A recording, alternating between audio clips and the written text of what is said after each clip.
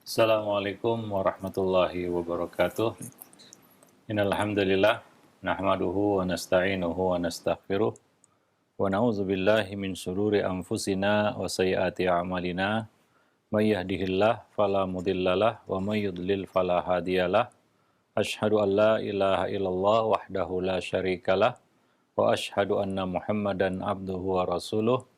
Ya ayyuhalladzina amanu ittaqullaha haqqa tuqatih wala tamutunna illa wa antum muslimun.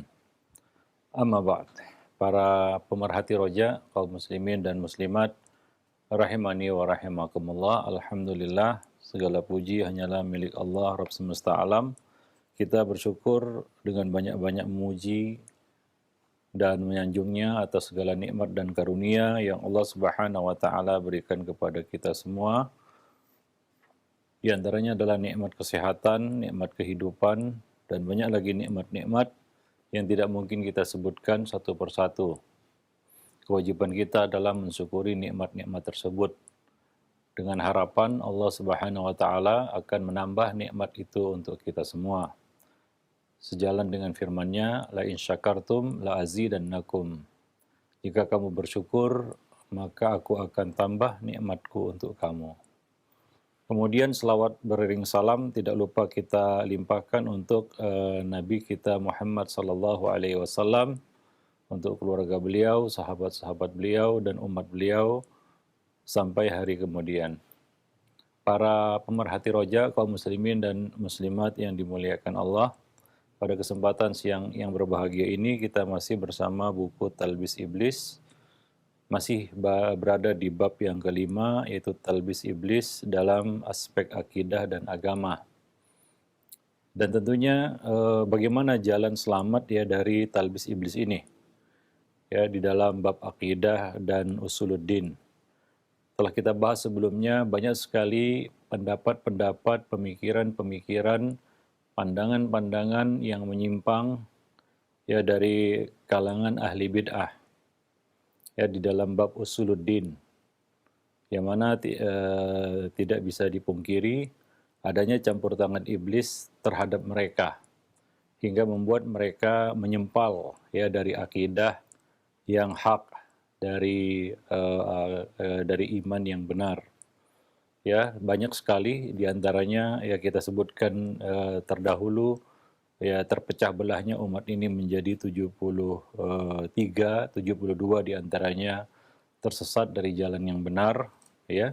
Mereka dibawa oleh iblis dengan ya tentunya dengan hawa nafsu dan logika ya kepada pemikiran-pemikiran yang menyempal ya dari akidah kaum muslimin. Ya, di antaranya seperti misalnya kalangan Mu'tazilah, beberapa tokoh-tokoh mereka ada yang mengemukakan yaitu pendapat-pendapat yang ya jelas-jelas ya menyimpang, seperti Al-Allaf yang berpendapat bahwa penghuni surga itu tidak kekal ya selamanya di dalam surga. Ada waktunya nanti katanya ya mereka menjadi beku dan diam, tidak bicara, tidak bergerak. Mereka maupun Rabb Allah Subhanahu wa taala tidak dapat melakukan apapun. Artinya penghuni surga tidaklah kekal selama-lamanya menikmati kenikmatan-kenikmatan surga. Ini salah satu pendapat ya tokoh Mu'tazilah yang bernama Al-Allaf. Nah, demikian pula beberapa dia ini Al-Allaf juga mempunyai pendapat ya bahwa ilmu Allah adalah Allah, kuasa Allah adalah Allah. Ya, jadi tidak membedakan antara zat dengan sifat. Nah, demikian juga dia juga Abu Hashim ya, salah seorang tokoh Mu'tazilah juga berkata, siapa saja yang bertobat dari segala dosa, namun dia minum seteguk khamar, dia akan diazab seperti azab yang diperuntukkan terhadap orang kafir selamanya. Ya, seperti pendapat ya dari kalangan Khawarij ya, bahwa pelaku dosa besar itu kekal di dalam neraka. An-Nadham juga punya pendapat yang aneh. Ini juga salah satu tokoh Mu'tazilah, bahwa Allah tidak mampu menciptakan kejahatan. Karena menurut kaum Mu'tazilah, ya, iman kepada qadar itu adalah menafikan keburukan atas Allah Subhanahu wa taala, artinya bahwa itu bukan ciptaan Allah. Lalu mereka berkesimpulan bahwa Allah tidak mampu menciptakan kejahatan. Sedangkan iblis mampu menghadirkan kebaikan dan kejahatan. Ini sungguh sangat aneh ya. Sehingga yang dapat kita simpulkan dari pendapat An-Nazam ini bahwa iblis lebih kuasa dari Allah Subhanahu wa taala.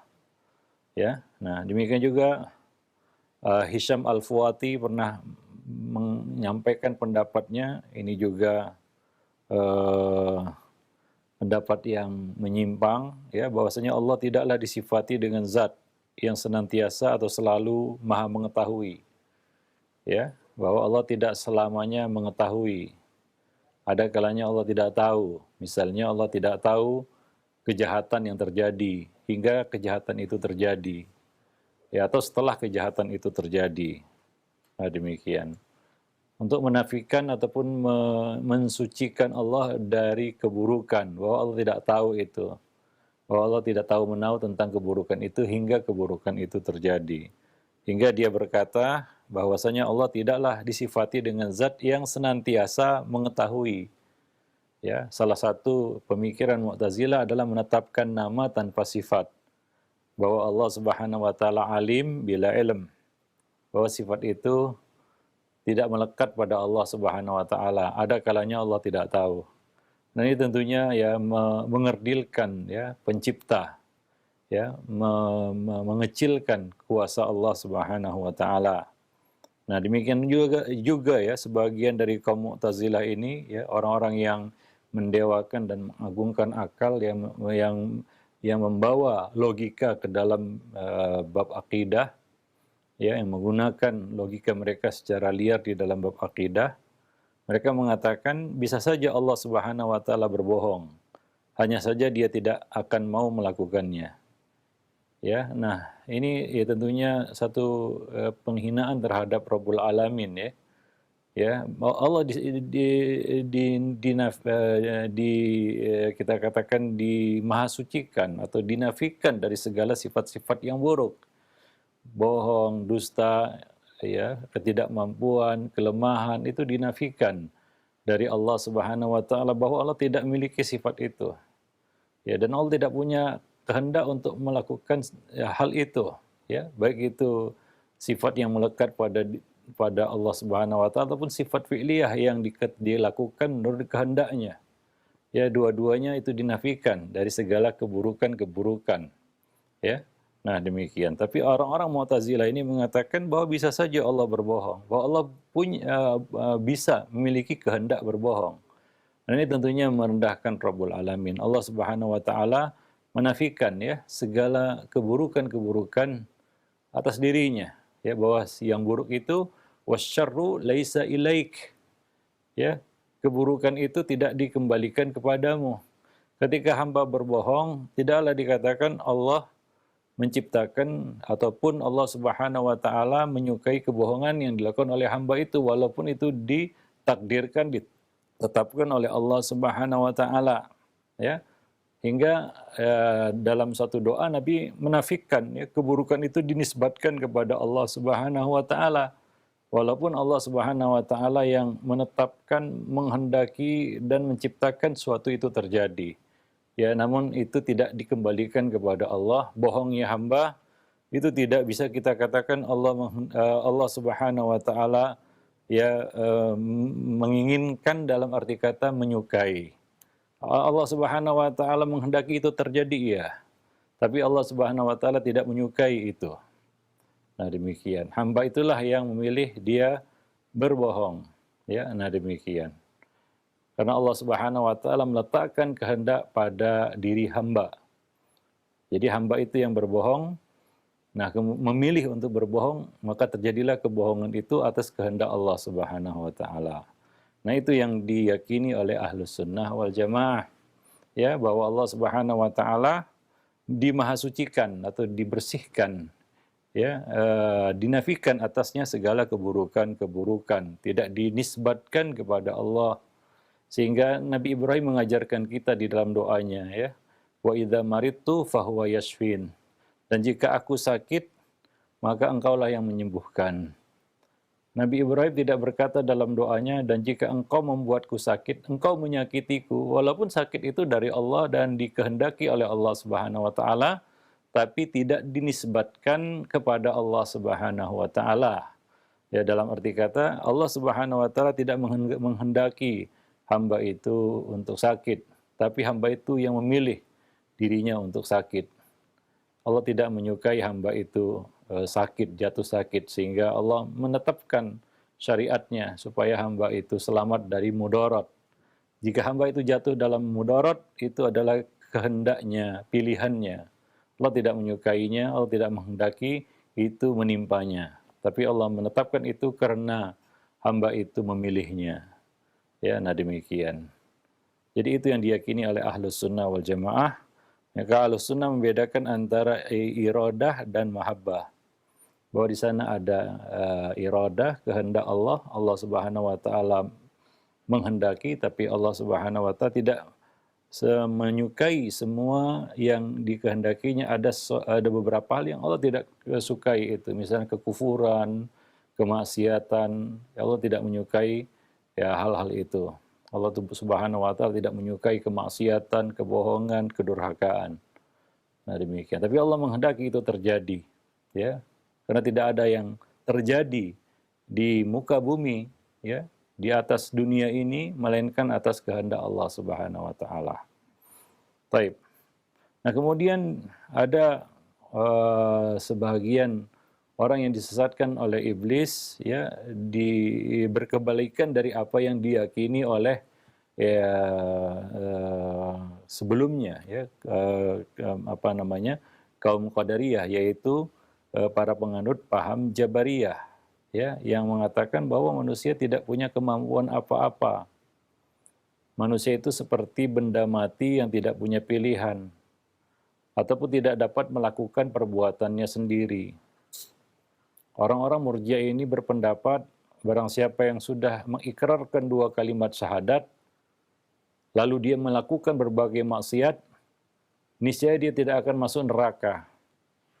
Ya, niscaya dia tidak akan masuk neraka. Maka ini jelas-jelas menyalahi hadis-hadis sahih yang menjelaskan bahwa para pelaku maksiat dari kalangan ahli tauhid akan dimasukkan ke dalam neraka terlebih dulu jika tidak dapat ampunan dari Allah Subhanahu wa taala, baru kemudian mereka dikeluarkan dari neraka itu, ya. Setelah mereka menjalani hukuman di dalam neraka. Nah, itu yang dinafikan oleh kaum Murji'ah. Bagi mereka yang sudah berikrar la ilaha illallah Muhammadur Rasulullah, maka dia tidak akan masuk neraka sama sekali walaupun dia melakukan segala maksiat. Ya, Ghulatul Murji'ah lebih kita katakan lebih menyimpang lagi. Mereka mengatakan siapa saja yang tahu Allah, ya, bahwa dia tidak akan masuk ke dalam neraka. Ya, siapa saja yang tahu Allah, ya, mengenal Allah, ya, maka dia akan selamat dari neraka, dia tidak akan masuk neraka. Maka dari situ mereka ada yang berpendapat bahwa iblis tahu Allah dan dia akan selamat dari neraka. Nah, ini tentunya bertentangan, jelas-jelas bertentangan, ya, dengan nas-nas yang banyak sekali di dalam Al-Quran yang menetapkan bahwa iblis itu tempatnya di dalam neraka. Nah, demikian, ya. Nah, jadi itu kelompok-kelompok ahli bid'ah yang, ya, kita katakan disesatkan oleh iblis ke dalam berbagai macam pemikiran-pemikiran yang menyimpang, ya, dari akidah Ahlus Sunnah wal Jamaah, yang ya secara kita katakan secara dasar saja kita sudah tahu, ya, bahwa itu adalah pendapat-pendapat yang menyimpang dari kita katakan dari akidah kaum muslimin, bahkan dari akal sehat, ya. Ya, nah demikian. Wallahu a'lam bishawab. Nah, kemudian, ya, di sini Al-Imam Ibnul Jauzi, ya, menjelaskan kepada kita bagaimana jalan selamat dari talbis iblis ini. Beliau menerangkan, ya, Ibnul Jauzi menerangkan Apabila ada seorang yang mengomentari, ya, Anda mencela jalan orang-orang yang bertaklid di dalam masalah usuluddin, pokok-pokok agama. Juga jalannya ahli kalam, kaum filsafat. Lalu apakah jalan selamat dari talbis iblis ini? Nah, jika ada yang mengajukan ya pertanyaan seperti itu atau yang berkomentar seperti itu, ya, kalian telah mengomentari semua jalan-jalan yang dilalui oleh manusia. Ya, mengomentari semua kelompok-kelompok ahli bid'ah, baik itu ahli kalam atau orang-orang yang bertaklid di dalam masalah usuluddin, ahlu taklid, ahlu kalam, ya, dan ahli bid'ah, ahlul ahwa. Lalu apakah jalan selamat dari talbis iblis ini? Jalan yang selamat itu bagaimana?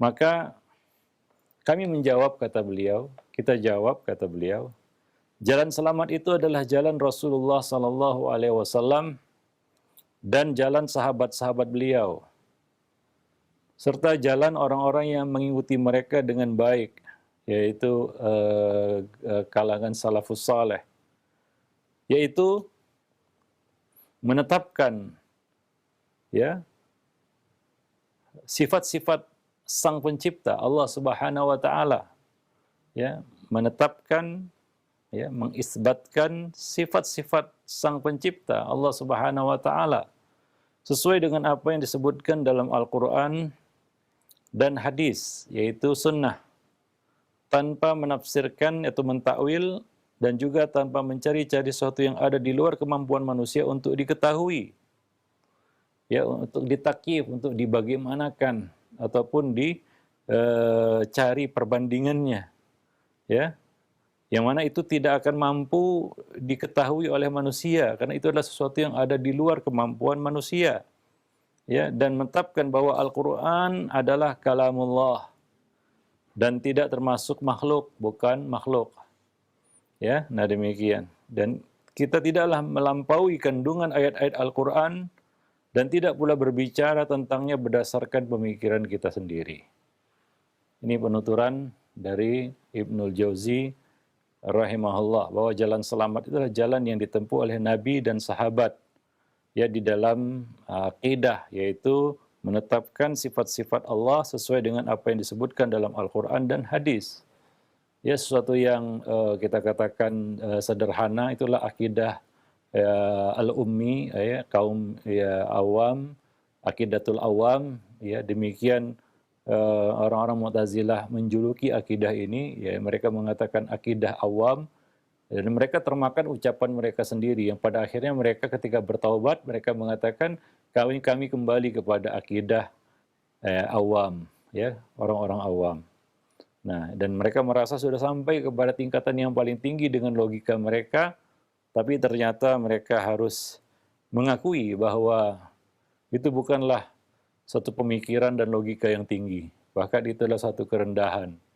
Dan akhirnya mereka harus menerima, ya, ketika mereka kembali bertaubat, ya, mereka harus menerima akidah yang mereka sebut akidah awam tadi. Nah, demikian. Itu sesuatu yang sangat sederhana, ya, menetapkan apa yang ditetapkan di dalam Al-Quran dan hadis, tanpa takwil, tanpa takyif, ya, tanpa tasbih, dan tanpa ta'til. Nah, demikian. Itulah akidah Ahlus Sunnah wal Jamaah di dalam bab asma was sifat. Dan juga tidak lupa di sini adalah suatu hal yang sangat penting. Ini adalah persimpangan jalan antara Ahlus Sunnah dan Ahli Bid'ah, bahwa Ahlus Sunnah meyakini Al-Quran itu adalah kalamullah. Kalamullah bukan makhluk, ya, kalamullah bukan makhluk. Nah, demikian. Itu satu, kita katakan, poin yang selalu dan senantiasa diulang-ulang oleh para ulama di dalam buku-buku akidah mereka, karena ini sangat penting, meyakini bahwa Al-Quran itu kalamullah, bukan makhluk, ya. Nah, demikian, dari Allah berasal, berawal, dan kepadanya lah akan kembali.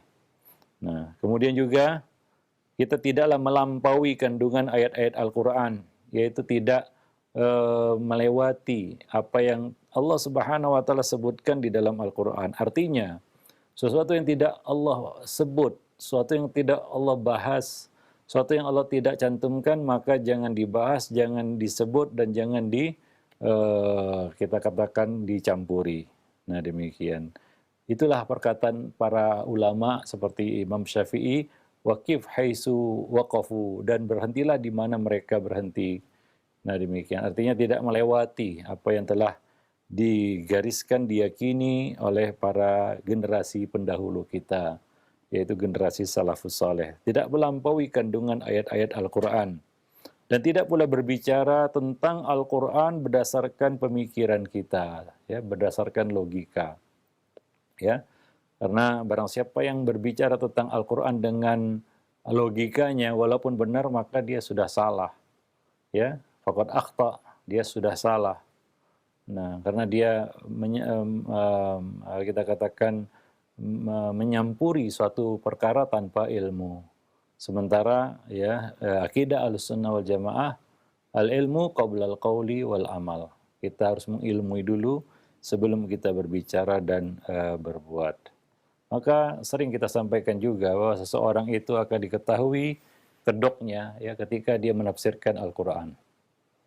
Maka ilmu tafsir Quran itu ilmu yang tertinggi, ya. Itu puncaknya ilmu. Ketika seorang berani menafsirkan Al-Quran, maka dia telah membuka siapa dirinya.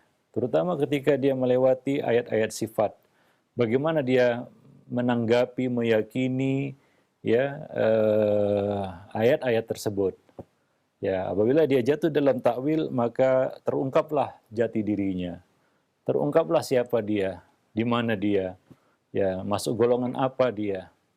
Nah, maka itu dapat diketahui dari tafsirnya terhadap Al-Quran. Maka banyak kita katakan ulama-ulama mutaakhirin yang menulis tafsir, nah kemudian melewati ayat-ayat sifat dan mengungkapkan diri mereka sendiri, bagaimana keyakinan mereka, siapa mereka sebenarnya. Apakah mereka termasuk golongan ahlus sunnah atau ahli bid'ah. Ya, bagaimana mereka meyakini sifat-sifat itu. Ya, demikian pula ya di dalam menafsirkan hadis-hadis Nabi yang berbicara tentang sifat. Ya, yang berbicara tentang sifat. Ya, seperti misalnya hadis-hadis Nabi ya tentang turunnya Allah ke langit dunia misalnya. Hadis-hadis Nabi yang bercerita tentang Allah Subhanahu wa taala berada di atas arsy misalnya, yang sangat melimpah dan sangat banyak. Nah, ketika orang itu sampai kepada menafsirkan nas-nas seperti ini, maka akan ketahuanlah siapa dia. Ya, siapa dia, bagaimana pemikirannya, apa akidahnya, ya, apa manhaj yang dijalaninya. Itu akan ketahuan dari situ. Nah, adapun Ahlus Sunnah tentunya tidak berbicara tentang Al-Qur'an berdasarkan pemikiran, berdasarkan logika mereka. Tapi ya sesuatu yang mereka dapati ya dari para pendahulu mereka. Ya, karena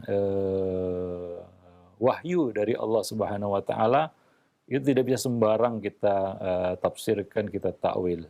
Harus berdasarkan ya kita katakan wahyu juga yang diturunkan Allah melalui nabinya Muhammad sallallahu alaihi wasallam. Nah, demikian. Wallahu a'lam bishawab. Baik. Nah, maka Ahmad bin Hanbal melarang seseorang berkata terkait ketetapan ini. Ya, dia itu orang yang mengatakan misalnya, ya ini berkaitan dengan keyakinan Ahlus Sunnah wal Jamaah bahwa Al-Quran itu adalah kalamullah ghairu makhluk. Itu pernah ada penegasan ghairu makhluk, bukan makhluk. Ya, tidak cukup dengan menyatakan Al-Quran kalamullah. Ya, tidak cukup. Ya, harus ditambah ataupun ditegaskan dengan perkataan ghairu makhluk, ya, bukan makhluk. Karena di sana ada syubhat-syubhat yang dilontarkan di dalam masalah ini. Misalnya ucapan yang dilontarkan oleh sebagian ahli bid'ah ini syubhat bahwa bacaan Al-Qur'anku itu adalah makhluk atau bukan makhluk. Ini akan menimbulkan suatu kerancuan. Bacaan Al-Quran seorang hamba, apakah makhluk atau bukan makhluk, ini tidak dibahas Ya tidak perlu diungkapkan karena ya kita katakan jelas perbuatan makhluk adalah makhluk. Wallahu khalaqakum wa ma ta'malun, dan Allah Subhanahu wa taala menciptakan kamu dan apa-apa yang kamu lakukan. Nah, demikian. Jadi itu tidak perlu ditegaskan lagi, tidak perlu kita katakan ditetapkan lagi bahwa bacaan Al-Qur'an hamba itu adalah perbuatannya. Namun ahli bid'ah ini ingin membuat suatu syubhat di dalam bab ini. Lalu mereka melontarkan perkataan ini, yaitu bacaan Al-Qur'anku adalah makhluk. Ya, untuk mengelirukan supaya ya orang itu jatuh kepada perkataan Al-Qur'an itu makhluk. Maka Imam Ahmad melarang itu, baik itu mengatakan bacaan Al-Qur'anku ini adalah makhluk atau bacaan Al-Qur'anku itu bukan makhluk. Ya. Nah, demikian. Maka Imam Bukhari membuat satu buku yang berjudul Khalqu Af'alil Ibad. Ya, artinya perbuatan hamba itu makhluk. Ya, tapi tidak dikatakan ya, di sini membaca Al-Qur'an atau bacaan Al-Qur'an. Ya, nah demikian karena kesamaran yang ada di dalam masalah itu sehingga mungkin saja setan menggelincirkannya ya dan menyeretnya kepada keyakinan bahwa Al-Quran itu adalah makhluk. Ini adalah jalan ya bagi khususnya kaum Jahmiyah, Mu'tazilah untuk menyeret orang-orang yang lemah akal ya kepada pemikiran ataupun pendapat Al-Quran itu makhluk ya. Mereka akan membuat satu konsekuensi sehingga menggiring orang yang mengatakan bacaan Quranku ini adalah makhluk ya kepada pemikiran Al-Quran itu adalah makhluk. Maka jangan katakan bacaan Quranku ini adalah makhluk atau bukan makhluk ya, karena kita menetapkan Al-Quran itu kalamullah ghairu makhluk ya, karena sangkin ya kita katakan besarnya syubhat ya, kencangnya syubhat pada masa itu sehingga Imam Ahmad melarang perkataan seperti ini ya, karena bisa menimbulkan kerancuan ya. Walaupun kita tahu sebagaimana yang kita sebutkan tadi, perbuatan hamba itu adalah makhluk, perbuatan hamba adalah makhluk. Wallahu a'lam bishawab. Itu agar atau dengan tujuan dia tidak dianggap telah keluar dari jalan para salafus saleh dan menyimpang kepada bid'ah. Ya, menyimpang kepada pendapat-pendapat ahli bid'ah. Ya, ini adalah proteksi yang dibuat oleh para ulama ya agar mengawal ya umat ini agar tidak tersesat ya, jatuh dalam syubhat perkara yang samar-samar. Ya, nah demikian. Wallahu a'lam bishawab. Baik, ini merupakan kita katakan bentuk tanggung jawab ya para ulama terhadap umat bahwa mereka ya mencegah manusia ataupun ya kaum muslimin kepada ya perkara yang bisa merusak akidah mereka. Ya, bukan ya setelah jatuh ya baru diingatkan, tidak. Karena ulama itu mereka dapat mendeteksi fitnah atau bid'ah sebelum fitnah dan bid'ah itu terjadi. Ya, nah bukan baru sadar. Ya, itu adalah awam, itu adalah orang yang awam, ya, yang baru sadar jatuh dalam bid'ah ataupun dalam kesesatan setelah dia jatuh dalam bid'ah dan kesesatan tersebut. Ya, wallahu a'lam bishawab. Nah, disebutkan dari Ja'far bin Burqan bahwa Umar bin Abdul Aziz berkata kepada seseorang yang bertanya mengenai bid'ah-bid'ah yang bermunculan ya pada masa itu ya. Jadi pada masanya Umar bin Abdul Aziz sudah banyak bid'ah-bid'ah yang bermunculan di tengah-tengah umat, apalagi zaman sekarang. Maka Umar bin Abdul Aziz menanggapi ya, memberikan pesan dan wasiat. Pegang teguhlah agama yang dianut anak-anak kecil ya di sekolahan dan orang Arab pedalaman, Badui maksudnya. Dan berpalinglah dari selain keduanya, yaitu tetaplah kamu memegang akidah yang diyakini oleh orang-orang awam. Suatu yang sederhana yang ya mereka belum dikotori ya dengan ya kita katakan ya logika-logika yang diserap dari ilmu-ilmu filsafat Yunani maupun Persia maupun India. Ya, karena ketika buku-buku ini diterjemahkan ke dalam bahasa Arab, ya, maka seolah-olah ini adalah bagian dari agama, padahal itu bukan dari agama. Nah, demikian. Orang-orang yang merasa dia sudah punya pikiran yang tinggi, dia menyamburi banyak hal dengan logika mereka, sehingga mereka merasa mereka adalah orang yang terpelajar. Ya seperti kita ketahui bahwa tokoh-tokoh filsafat ini merendahkan ya ulama-ulama ahlu sunnah dan menganggap bahwa akidah mereka itu akidah orang awam. Ya, itu yang ya, dan mereka sebut ya bahwa ahlu sunnah, ulama-ulama ahlu sunnah itu adalah ulama-ulama hasyawiyah, ulama-ulama yang hanya mengerti tekstual, ya tidak mengerti kontekstual. Artinya yang hanya terpaku kepada textbook saja. Ya tidak bisa memahami lebih dalam seperti yang mereka pahami. Ya, ternyata mereka bingung sendiri ya, dan karena itu banyak di antara mereka yang taubat begitu ya kepada manhaj Ahlus Sunnah wal Jamaah, dan akhirnya mereka ya termakan ucapan mereka sendiri. Ya, ada yang mengatakan saya kembali kepada akidahnya awamul muslimin. Akidah orang-orang rendah dari kalangan kaum muslimin. Yang dulu mereka merasa lebih tinggi dan lebih ilmiah, yang lebih mereka merasa lebih terpelajar ya. Mereka merasa lebih intelek daripada orang-orang itu, ya. Tapi ternyata setelah mereka bertaubat, apa kata mereka? Kami mengakui kami kembali kepada akidah orang-orang awam ini. Nah demikian. Maka dari itu Umar bin Abdul Aziz mengatakan pegang teguhlah agama yang dianut oleh orang-orang awam ini, Arab-Arab pedalaman, ya artinya orang-orang yang mungkin dianggap rendah karena mereka berpegang kepada fitrah mereka. Mereka masih polos, masih ya kita katakan belum terkotori ya dengan pengaruh-pengaruh dari luar. Nah demikian.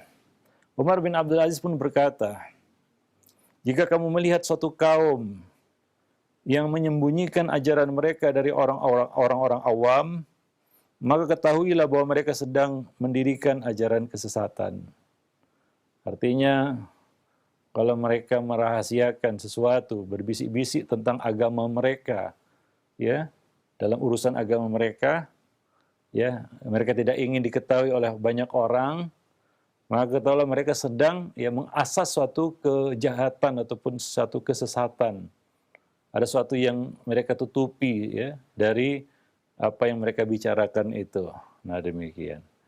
Ya, jadi ini adalah ya kita katakan pernyataan dari para ulama ya, para salaf kita ya, bagaimana tersesatnya kaum filsafat ahli kalam ini yang mereka merasa mereka adalah orang-orang yang hebat, mereka adalah kaum intelektual yang punya pemikiran yang tinggi dan merendahkan orang-orang awam dari kalangan kaum muslimin yang mereka anggap pemikiran mereka itu dangkal, ya, cetek, ya hasyawiyah, mereka sebut hasyawiyah orang-orang yang kaku istilahnya, ya, yang nggak mengerti, ya, dan pada akhirnya mereka ya yang bingung sendiri dan mereka akui bahwa mereka salah dan tersesat dan mereka kembali ya kepada akidah orang-orang yang mereka anggap awam dan rendah tadi. Ya, nah demikian. Ya, berapa banyak orang-orang yang kemakan ucapannya sendiri karena mungkin terlalu sombong dan takabur dengan kepintaran yang Allah berikan yang justru itu menjadi fitnah dan ujian bagi mereka. Maka di dalam agama ini bukan hanya semata kepintaran belaka. Ya, nah demikian. Tapi taufik gitu ya. Yang Allah berikan kepada siapa yang dikehendakinya dan tidak semua orang yang mendapat taufik kepada kebenaran. Mungkin banyak orang diberi kepintaran, pintar, mungkin otaknya encer, mungkin kita katakan IQ-nya tinggi kan begitu ya, mungkin hafalannya kuat dan lain sebagainya. Tapi agama bukan hanya itu. Ada sisi lain yang kita tidak ketahui. Itulah anugerah karena dikatakan oleh para ulama al-ilmu nurun min ilahi, bahwa ilmu itu adalah cahaya dari Allah Subhanahu wa taala. Allah berikan kepada siapa yang dikehendakinya. Kadang-kadang ada orang yang pintar akalnya, pintar otaknya tapi tersesat. Ada orang yang mungkin biasa-biasa saja, ya, normal-normal saja, mungkin ya dianggap standar otaknya, tapi dia mendapat taufik kepada kebenaran. Dia bisa menerima kebenaran. Ya, dia bisa memahami kebenaran dengan akal yang standar tadi. Sebaliknya sebagian orang terfitnah dengan akalnya yang pintar. Maka di dalam bab agama ini tidak semata-mata modal pintar belaka. Banyak orang-orang yang pintar, ya justru ya dia susah untuk menerima kebenaran, susah sekali. Nah, ada orang-orang yang biasa-biasa saja, standar aja lah otaknya, ya, dia bukan orang yang jenius, bukan orang yang ya intelek, ya biasa aja, mungkin juga latar belakang pendidikannya juga biasa, ya, mungkin cuma tamat SD, mungkin ada juga yang nggak sekolah, tapi dia hatinya ya Allah buka untuk menerima kebenaran, ya. Hatinya Allah lembutkan untuk menerima kebenaran itu. Nah, demikian. Wallahu a'lam bishawab. Taib. Dan Umar bin Abdul Aziz pernah menulis sebuah surat kepada salah seorang pegawainya. Ya, dalam surat itu dia berpesan, "Aku berwasiat padamu agar selalu bertakwa kepada Allah Subhanahu wa taala, mengikuti sunnah Nabi, dan meninggalkan perkara-perkara baru yang diada-adakan oleh ahli bid'ah peninggal Nabi." Ini wasiat ya yang disampaikan juga oleh para salaf yang lainnya, para sahabat, tabi'in, atba'ut tabi'in, termasuk Umar bin Abdul Aziz, ya, berwasiat yang sama. Ikuti sunnah Nabi. Ittabi'u wa la tabtadi'u faqad kufitum. Demikian perkataan Abdullah bin Mas'ud radhiyallahu anhu. Ikuti ya sunnah dan jangan buat bid'ah. Ya, faqad kufitum. Telah dicukupkan bagi kamu dengan sunnah itu. Ya, ikuti sunnah. Itu bukanlah suatu hal yang berat, yang ribet. Enggak. Ini enggak ribet. Ini enggak susah juga. Ini bukan perkara yang rumit, hingga orang itu perlu belajar sampai S3 untuk memahaminya, enggak. Ini satu yang sangat dasar, semua orang bisa paham. Ikuti sunnah Nabi. Nah, demikian. Ini bisa dilakukan oleh semua orang yang waras. Asal dia bukan gila saja, dia bisa memahami itu. Ya, nah demikian. Dan meninggalkan perkara-perkara yang baru, perkara-perkara baru yang diada-adakan oleh ahli bid'ah peninggal beliau. Coba telusuri akarnya kemana. Kalau akarnya kepada qala Allah dan qala Rasul, kepada para salafus saleh, ambil. Adu alaiha bin nawajis, gigit dia dengan gigi geram kamu. Kalau akarnya kepada bid'ah, tinggalkan. Ya, tinggalkan. Walaupun kelihatannya ilmiah, tapi tinggalkan itu. Nah, demikian. Ketahuilah, kata beliau, siapa saja yang menerapkan suatu sunnah, ya, seraya dia mengetahui bahwa sesuatu yang menyalahinya adalah salah dan keliru, dan juga berlebihan, maka sungguh para salaf terdahulu pun bersikap menahan dan mencukupkan diri darinya. Nah, demikian. Ya, artinya segala sesuatu yang menyalahi sunnah itu adalah sesuatu yang salah dan keliru. Ya, itulah sikap para salafus soleh dahulu. Nah, demikian. Dengan itu mereka selamat. Ya, dengan itu mereka selamat ya dari kesesatan. Dalam riwayat lain juga dari Umar bin Abdul Aziz, masih dari Umar bin Abdul Aziz, disebutkan ya, padahal mereka itu para salaf dahulu, para sahabat, lebih mampu menyingkap berbagai perkara. Mereka bukanlah orang yang tidak bisa menyelami ilmu filsafat, atau tidak mampu untuk menyelami ilmu kalam. Mereka mampu, mereka bisa, tapi mereka tinggalkan karena itu tidak bermanfaat. Ya, mereka tinggalkan ilmu jidal. Walaupun mereka sebenarnya adalah bisa melakukan jidal itu, tapi mereka tinggalkan itu. Tidak ada yang mengada-ngadakan perkara baru dalam agama kecuali orang yang tidak mengikuti jalan manhaj ya dan tidak suka terhadap para salaf. Itu dia. Ya. Siapa saja yang mengadakan perkara-perkara baru dalam agama, maka artinya dia tidak mengikuti manhaj. Dia tidak berada di atas jalannya para sahabat. Ya, mereka bukan berada ya di jalannya sahabat, ya. Dan yang kedua adalah mereka pasti tidak suka terhadap para sahabat. Ya, para salaf, tidak suka kepada salafus saleh. Itu dua hal, ya. Siapa saja yang mengada-ngadakan perkara baru, yang jelas pertama dia tidak berada di jalannya para sahabat. Dia memilih dan membuka jalan yang baru. Yang kedua, dia pasti tidak suka kepada para salaf. Nah, demikian. Ya, namun ada sejumlah kaum yang kurang hormat terhadap para salaf. tidak menghormati para ulama terdahulu, ya tidak menghormati para salaf, sahabat tabi'in, atba'ut tabi'in, dan para imam-imam di dalam agama. Sehingga mereka menjadi hina. Ya, mereka menjadi hina karena mereka merendahkan orang yang mulia. Ya, merendahkan orang yang mulia adalah satu kehinaan. Ya, sekali lagi merendahkan suatu yang mulia itu adalah kehinaan. Dan ada pula yang terlalu memuja-muja berlebih-lebihan. Ini juga salah. Memuja yang berlebih-lebihan. Jangankan salafus saleh, Nabi saja tidak suka dipuja berlebih-lebihan. Nabi berkata, "Wala tutruni kama atratin nasara Isa bin Maryam." Jangan kamu sanjung aku seperti kaum Nasrani menyanjung Isa bin Maryam. Jangankan para salaf, ya Nabi saja tidak boleh kita lebih-lebihkan, berlebih-lebihan di dalam meyakini Nabi Shallallahu Alaihi Wasallam. Hingga Nabi berpesan, ya ayuhan nas qulu biqaulikum, jagalah ucapan kamu, ya katakan apa adanya. Innama ana Abdullah wa rasuluh, sungguhnya aku hanyalah hamba Allah dan Rasulnya. Faqulu Abdullah wa rasuluh, maka katakanlah hamba Allah dan Rasulnya. Ya kita juga tidak boleh berlebih-lebihan. Ya seperti sebagian orang jatuh ke dalam dua sisi ini, menghinakan, merendahkan, atau berlebih-lebihan, dan dua-duanya ya jatuh ke dalam kehinaan. Ya, nah demikian. Wallahu a'lam bissawab. Baik para pemerhati roja kaum muslimin dan muslimat yang dimuliakan Allah, ya itu yang dicantumkan oleh Ibnul Jauzi di sini. Bagaimana jalan selamat dari talbis iblis di dalam bab akidah dan usuluddin?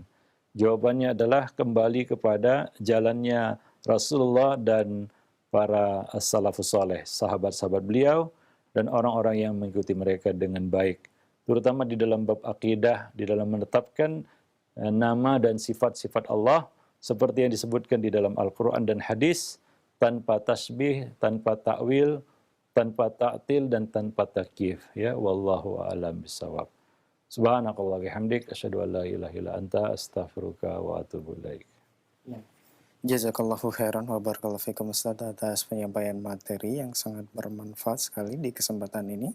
Masih berkaitan dengan talbis iblis, tipu daya iblis. Nah, ikhwata Islam jazakumullah, silakan bagi Anda yang ingin bertanya secara langsung. Pertanyaan kita awali dari pesan singkat. Assalamualaikum warahmatullahi wabarakatuh Ustaz. Dari hamba Allah, Ustaz, apakah mimpi yang baik dapat dikatakan sebagai jawaban dari istikharah yang kita lakukan? Bagaimana dengan mimpi buruk? Apakah semuanya ini datang dari syaitan? Mohon nasihatnya. Syukur. Ya. Ini ada satu kekeliruan yang sangat mendasar ya di dalam bab istikharah, yaitu mengaitkan salat istikharah, doa istikharah dengan mimpi. Ya, nggak ada kaitannya sebenarnya. Dan nggak perlu juga dikait-kaitkan antara salat istikharah dengan mimpi. Ya, salat istikharah itu bukan salat untuk menunggu apa mimpi saya nanti malam, bukan. Ya. Salat istikharah itu adalah menyerahkan urusan kepada Allah, dan apabila kita telah berazam, lakukan. Tidak semua yang sudah kita azamkan bisa terlaksana. Semua kembali kepada kehendak Allah Subhanahu wa taala. Untuk itulah kita perlu salat istikharah. Sehingga dulu para salaf selalu melakukan salat istikharah ini di setiap perkara yang ingin mereka lakukan, bukan hanya mau menikah saja ya, mau cari jodoh, ya bingung menetapkan pilihan baru salat istikharah dalam bab jodoh, bukan. Dalam semua urusan ya, karena dalam hadis disebut idza hamma ahadukumul amr ya, atau bil amri ya, falyarka rakaataini ya. Nah, demikian. Jika salah seorang dari kamu berkeinginan melakukan satu urusan, ya maka hendaklah dia melakukan salat 2 rakaat. Ini namanya salat istikharah, dan itu umum. Urusan apapun, bukan hanya urusan mau menikah ya. Nah, demikian. Dan tidak ada di dalam hadis tentang salat istikharah ya ataupun doa istikharah dikaitkan dengan mimpi ya. Jadi bukan berkaitan dengan mimpi ini ya. Nah, demikian. Maksudnya adalah kita menyerahkan urusan kepada Allah Subhanahu wa taala, kita melakukan ikhtiar yang terbaik ya. Setelah itu kita serahkan urusannya kepada Allah ya. Nah, demikian. Apapun yang dikehendakinya pasti terjadi, ya. Apa namanya, idza syaa falyakun. Ya jika itu Allah kehendaki dia akan terjadi. Wa idza lam yasha' lam yakun. Jika Allah tidak kehendaki tidak akan terjadi. Nah demikian. Dan kita akan menerima, ya karena kita sudah melakukan istikharah sebelumnya. Apapun yang terjadi, baik maupun buruk, kan begitu ya. Kita yakini bahwa ini yang terbaik untuk kita. Allah memilihkan yang terbaik untuk kita melalui sholat istikharah itu. Nah itulah dia syariat sholat istikharah. Jadi bukan berkaitan dengan mimpi ya. Nah demikian. Karena agak konyol juga orang melakukan istikharah, ya dia ya ada dua calon misalnya A dan B. Ternyata dalam mimpi yang muncul si C, bukan A dan B kan gitu. Hingga A dan B di-delete kan gitu ya. Dicoret dari pilihan. Ternyata yang muncul dalam mimpi si C, ya itu tentunya bukan seperti itu kan begitu ya. Nah, ya tentunya ketika kita sudah maju dan berazam untuk melakukan sesuatu, disitulah kita istikharah. Ya, nah demikian. Misalnya kita menetapkan pilihan saya A, karena sesuai dengan sifat-sifat yang disebutkan Nabi. Ya, seperti inilah caranya ya.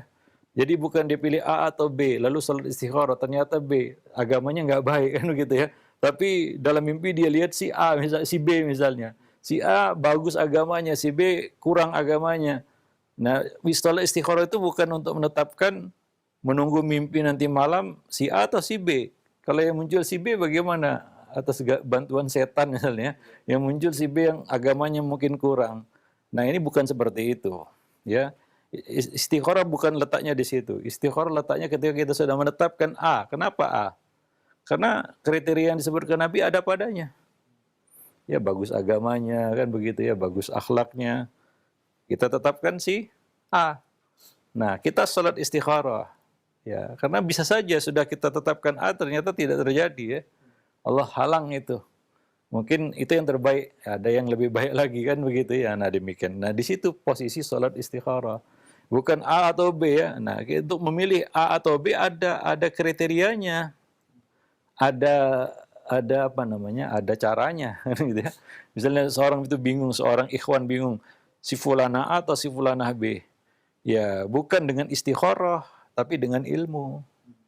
Ya lihat agamanya mana yang paling bagus kan begitu ya. Yang paling pasti ada. Nggak mungkin sama semuanya sampai ke akar-akarnya ya. Pasti ada ini yang lebih kan begitu ya. Ini yang lebih. Berdasarkan kriteria yang disebutkan Nabi. Maka tetapkan, azamkan si A misalnya atau si B. Setelah itu istikharah kita. Kita akan melangkah, segala sesuatu tidak akan terjadi kecuali atas kehendak Allah Subhanahu wa taala. Itu di situ letaknya istikharah. Nah, banyak yang keliru ya. Sehingga kadang-kadang ya setelah sholat istikharah, ritualnya adalah tidur. Supaya nanti di dalam mimpi ditunjukkan ya enggak. Ya kalau untuk menunjukkan jodoh itu sudah ada kriterianya dalam sunnah kan begitu ya. Nah Nabi mengatakan ya apa tungkahul almar'atu li arba'in ya. Nah dinikahi wanita itu karena 4 perkara ya. Nabi mengatakan fadfar bidzatid din, pilih yang dzatuddin, yang punya agama lebih baik kan begitu ya. Ya taribat yadak, kalau tidak kamu akan menyesal kan seperti itu. Jadi jangan keliru lagi di dalam meletakkan sholat istikharah ini. Baik. Ya wallahu a'lam bishawab. Baik, Ustaz, jazakallah khairan wa barakallahu fikum atas jawaban yang disampaikan. Semoga bermanfaat untuk penanya. Masih pertanyaan melalui pesan singkat kembali dari hamba Allah di Makassar, Sulawesi Selatan. Assalamualaikum Ustaz. Ustaz mau bertanya, di malam ini kita mulai masuk tahun baru Hijriyah. Adakah doa khusus seperti doa di akhir tahun, kemudian doa di awal tahun seperti sekarang ini ramai dilakukan? Mohon nasihatnya Ustaz, syukur. Ya nggak ada itu ya, apalagi disebutkan kepada satu perayaan. Ya haul ataupun Eid ya. Eid itu kan perayaan yang berulang. Nah ini berulang terus karena dalam rangka memperingati satu tahun baru Hijriyah katanya. Nah, ini tidak pernah dilakukan oleh para sahabat merayakan ini. Kalau itu baik, mereka lebih dulu melakukannya. Kalaulah ini baik, Umar yang akan merayakannya pertama, karena beliau yang menetapkan itu sebagai penanggalan Hijriah, kan begitu ya. Menjadikan hijrahnya Nabi sebagai penanggalan Hijriah, ketetapan dalam penanggalan Hijriah, mulai dari hijrahnya Nabi SAW. Tapi Umar tidak pernah merayakan itu. Utsman juga, Ali juga. Mereka adalah sahabat-sahabat yang terdekat ya dengan Nabi SAW. Ya, tidak diragukan lagi kedekatannya, tapi mereka semua tidak melakukannya. Demikian pula khalifah setelah mereka, Muawiyah, Abdul Malik bin Marwan, Umar bin Abdul Aziz, dan para pemimpin kaum muslimin tidak pernah melakukan hal tersebut. Ya, kalau itu baik, ya seperti dikatakan oleh Ibnu Katsir, ya, lau kana khairan lasabakuna ilaih. Ya, kalau itu bagus, mereka lebih dulu melakukan itu.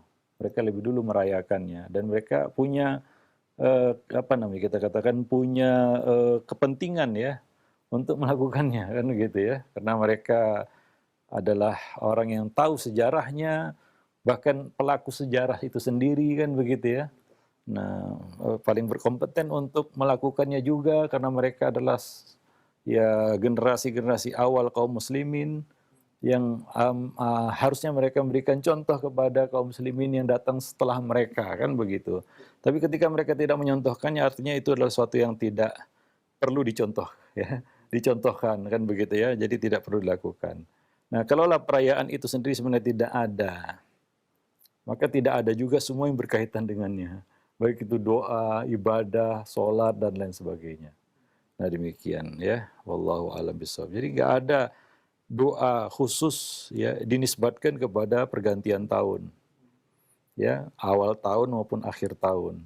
Nah demikian, wallahu a'lam bishawab. Dan ibadah sifatnya tauqifiyah. Ya tauqifiyah artinya tidak boleh diadakan kecuali ada petunjuknya, kecuali ada dasarnya ya. Nah, karena ini agama berbeda dengan agama-agama sebelumnya. Kalau agama-agama sebelumnya yang sudah dirusak-rusak oleh manusia, nggak perlu dalil. Ya, lihatlah agama-agama sebelum kita, nggak ada dalilnya semua. Mereka buat perayaan ini, perayaan itu, nggak perlu dalil. Ya, apakah agama ini juga dijadikan seperti itu? Allah menjaga agama ini, ya, melalui orang-orang yang dipilihnya begitu. Nah, tidak seperti agama-agama yang terdahulu ya. Nah, Islam diturunkan untuk menyempurnakan itu, menjaga kemudian agama-agama terdahulu yang sudah dirusak oleh manusia, berbeda. Nah, demikian. Wallahu a'lam bishawab. Nah, kalau itu bisa terjadi pada agama-agama dahulu, itu tidak boleh terjadi pada agama yang terakhir ini, yaitu Islam. Jadi kalau tidak ada dalil dan keterangannya ya kita tinggalkan, ya, jangan kita lakukan, ya. Nah, apalagi itu menyebar di media-media sosial, ya, ajakan, ya, melalui grup-grup WA mungkin, di Instagram atau di Facebook, ya. Nah, orang-orang yang mungkin tidak tahu, ya mungkin dalilnya adalah apa salahnya. Ya, ini dalil orang-orang jahil sebenarnya, apa salahnya gitu ya. Apa salahnya itu kan doa ya. Tidak, itu bukan doa begitu saja. Doa itu ada dikaitkan dengan satu ritual ya, perayaan begitu yang semuanya tidak ada di dalam Islam, dalam sejarah Islam ya yang awal begitu ya. Nah demikian, wallahu alam. Jadi tidak perlu dilakukan itu ya. Nah demikian. Ya biasa saja, kalau biasa sholat malam, baca doa, sepertiga akhir malam itu adalah waktu yang mustajab untuk memanjatkan doa ya. Nah demikian. Jadi doa-doa yang sifatnya muqayyad itu harus ada dalilnya ya, secara khusus juga dari Nabi, kan dibaca khusus di waktu yang khusus, kan begitu. Nah, nggak boleh dikhususkan kecuali ada yang mengkhususkannya, dalil yang mengkhususkannya. Wallahu alam bisawab. Taib. Ya mungkin sampai di sini dulu pertemuan kita pada kesempatan siang ini. Mudah-mudahan bermanfaat. Aqulu qauli hadza astaghfirullah li wa lakum lisairil muslimin innahu huwal ghafurur rahim.